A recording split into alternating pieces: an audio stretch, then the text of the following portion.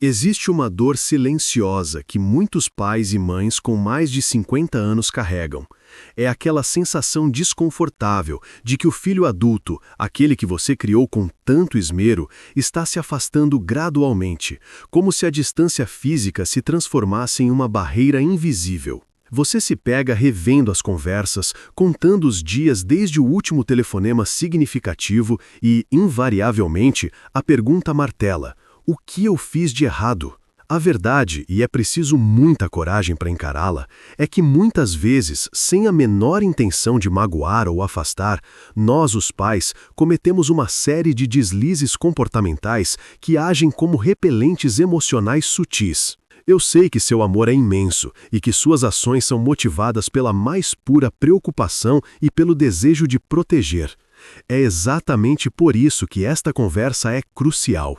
Eu prometo que, ao final deste roteiro, você terá uma clareza profunda sobre os 7 erros mais comuns que, de forma inconsciente, levam seus filhos adultos a criarem um espaço de segurança longe de vocês. Não é um julgamento, mas um mapa para a reconexão. Nosso objetivo não é culpar, mas sim transformar a maneira como interagimos, resgatando a qualidade desse vínculo que é o mais fundamental de nossas vidas. Prepare-se para olhar no espelho da relação, pois o afastamento de um filho adulto raramente é unilateral.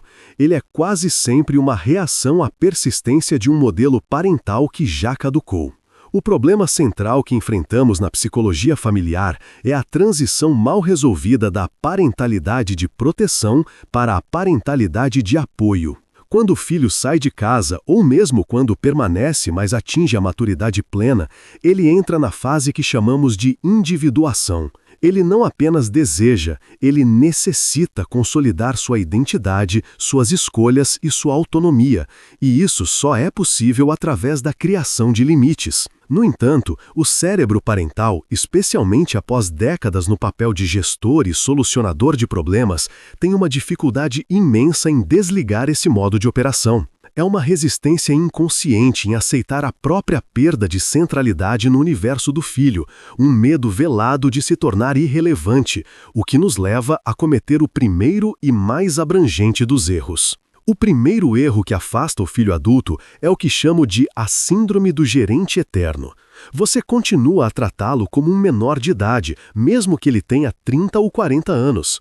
Isso se manifesta na checagem constante, na necessidade de saber o itinerário, no questionamento das decisões financeiras com o tom de quem avalia um estagiário. O filho adulto não quer um gerente para a vida dele. Ele anseia por um porto seguro, onde ele possa ser o capitão do próprio navio. Quando o pai ou a mãe insiste em gerenciar, a mensagem subliminar enviada é: você não é capaz, suas escolhas são ruins, eu sei mais sobre a sua vida do que você. Essa desconfiança mata a intimidade e fomenta a frustração. Em segundo lugar, e intimamente ligado ao primeiro, temos o hábito do conselho não solicitado. Você está almoçando e seu filho menciona um desafio no trabalho. Antes que ele termine de desabafar, a mãe ou o pai já está interrompendo com a solução, o passo a passo, a história de como faria ou pior, "eu te avisei" disfarçado. Psicologicamente, o conselho não solicitado é uma forma de dominação e de anulação da experiência do outro.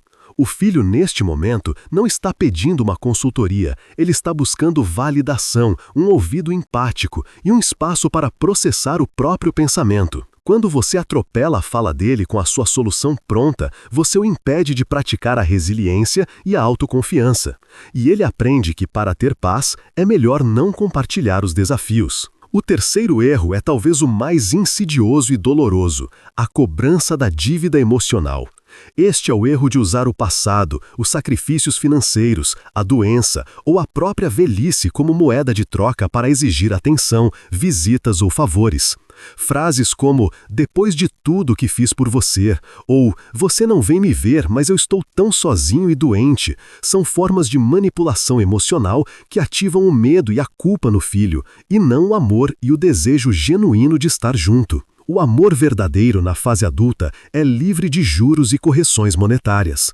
Quando o filho percebe que cada visita custará uma sobrecarga emocional ou uma rodada de chantagem, ele, instintivamente, começa a espaçar os encontros para proteger sua saúde mental e sua liberdade. Analisando a fundo, muitos desses comportamentos derivam da dificuldade dos pais em lidar com a própria identidade pós-criação intensiva. Pesquisas sobre o ninho vazio mostram que pais que não desenvolveram interesses, hobbies ou uma rede social robusta fora do núcleo familiar tendem a projetar essa carência nos filhos, sobrecarregando-os com a função de preencher o vazio existencial.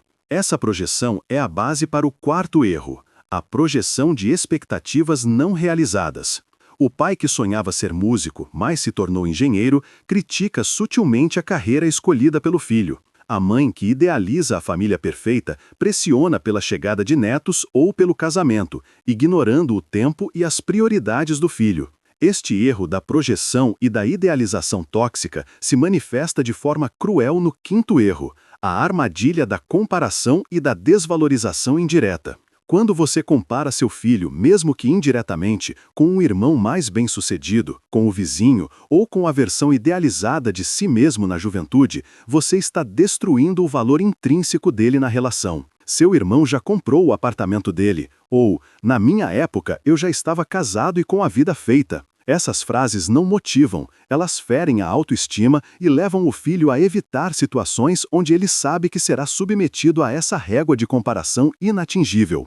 O lar, que deveria ser o refúgio da aceitação, torna-se um palco de avaliação constante. O sexto erro, e que tem crescido muito na era da comunicação instantânea, é a violação crônica de limites e privacidade. Isso vai além de aparecer sem avisar na casa do filho. Inclui ligar múltiplas vezes sem necessidade urgente, comentar nas redes sociais de maneira inadequada ou, o mais grave, desrespeitar o cônjuge ou parceiro do filho adulto.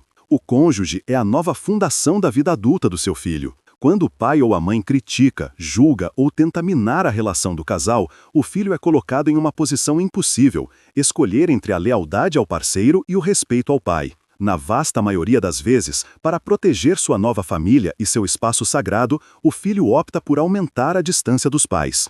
O respeito ao parceiro do seu filho é a prova de fogo do seu respeito. Finalmente, o sétimo erro, que é uma bomba relógio para a relação, a inversão de papéis e a sobrecarga emocional. Este erro ocorre quando o pai ou a mãe usam o filho adulto como seu principal ou único terapeuta, confidente de problemas conjugais ou responsável pela regulação do seu humor. É quando o pai liga para desabafar sobre a crise no casamento, a solidão profunda ou a depressão, transferindo a responsabilidade pela própria estabilidade emocional para o filho. Isso é a parentificação do filho adulto. Ele já gastou anos de sua infância e adolescência tentando cuidar das emoções dos pais. Ele não pode mais carregar esse peso na fase adulta. O afastamento neste contexto é um mecanismo de autoproteção e sobrevivência emocional. Permitam-me ilustrar essa dinâmica com a história de Laura e seu pai, Sr. Roberto. Laura, 35 anos, advogada, mora a 2 horas de distância dos pais. Sr. Roberto, aposentado, começou a cometer 3 erros simultaneamente.